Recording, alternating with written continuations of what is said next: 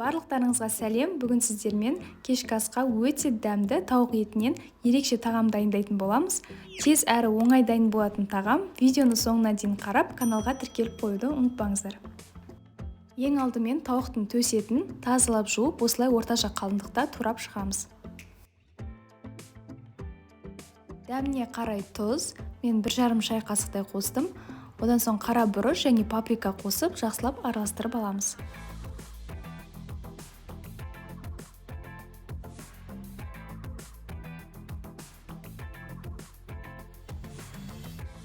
Келесі картопты дөңгелек етіп, жұқалап турап шығамыз.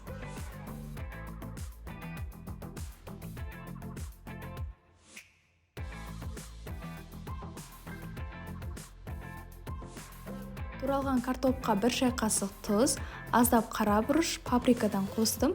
Қалаған приправаңызды қоссаңыз болады. Және 2 ас қасық сұйық май қосып, жақсылап араластырамыз.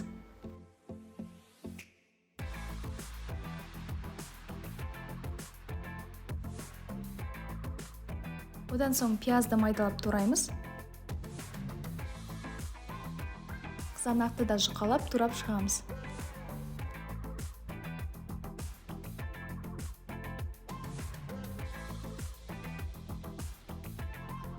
Тостақтың көмегімен фольгадан форма жасаймыз. Осылай 2 шетін қайырып алып, тостақтың сыртынан орап шығамыз.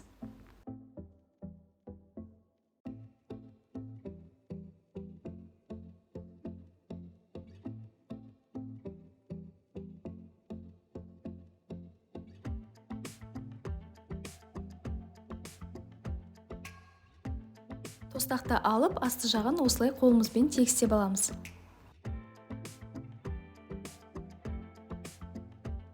Осындай формадан бірнешеуін жасап аламыз. Енді формаға алдымен 2 қабаттап картопты саламыз. Одан соң туралған пиязды саламыз.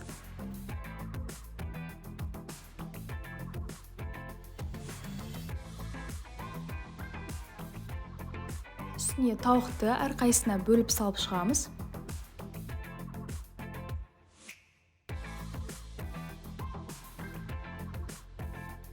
Бөлек ыдысқа 2 жұмыртқаны жарып, оған 4 қасық қаймақ және аздап тұз қосып араластырамыз.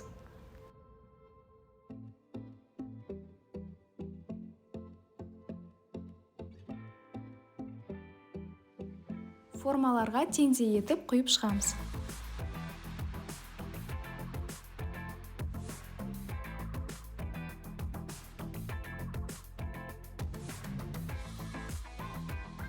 Содан соң туралған қызанақты қойып шығамыз.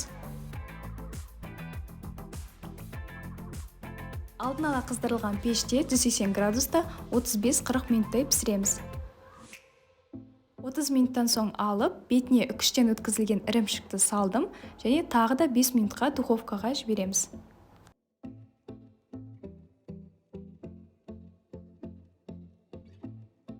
Міне біздің тағамымыз дайын болды. Отбасыңызға кешкі асқа дайындап берсеңіздер болады. Дәмі өте керемет болып шықты. Міндетті түрде дайындап көруге кеңес беремін.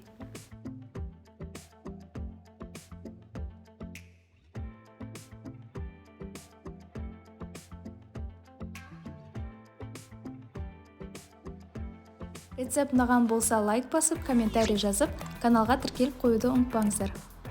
Каналымда күшті мини пиццалардың рецептісі бар. Ол үшін мына видеоға басып өтсеңіздер болады.